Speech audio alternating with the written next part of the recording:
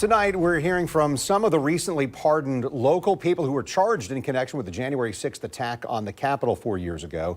We are learning that Jacksonville Sheriff T.K. Waters, his thoughts on pardoning the people who attacked police. President Donald Trump issued the pardons earlier this week, roughly 4 years after thousands stormed the Capitol following claims the 2020 election was rigged. News4JAX reporter Khalil Maycock has that story. Here in Northeast Florida, 11 people were charged in connection to the Capitol insurrection. 5 of them received prison sentences. So after learning President Trump pardoned roughly 1,500 and commuted some of those sentences, I called some of them in our area to see if they had any comment. I couldn't reach some, so I left a voicemail. Others answered the phone and said they didn't have any comment, while 2 were open to speaking but didn't have the time today. And the only one who agreed to speak over the phone was Dana Wynn.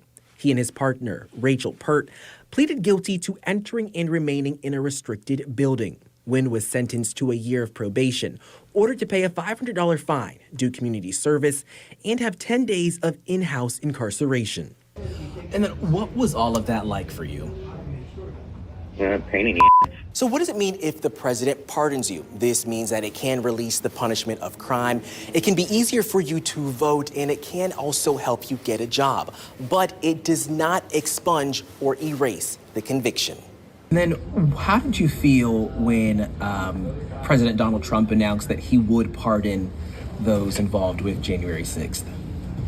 I thought it was great for the fact that there was injustice done. Justice Department was weaponized against the people.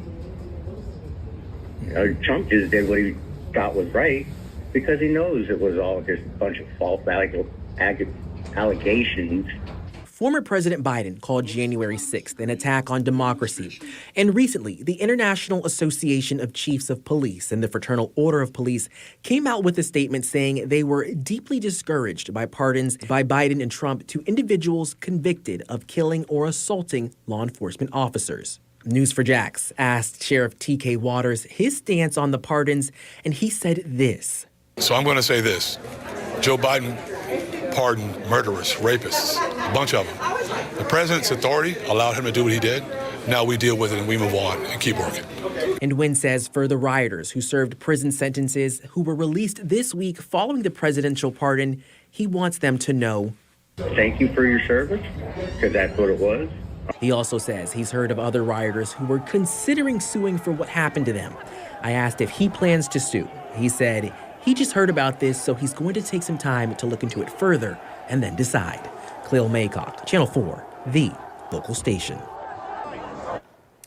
We reached out to the Jacksonville FOP for comment on the pardon. Still waiting to hear back from that local group. We'll keep you updated, though, and let you know when we do hear from them.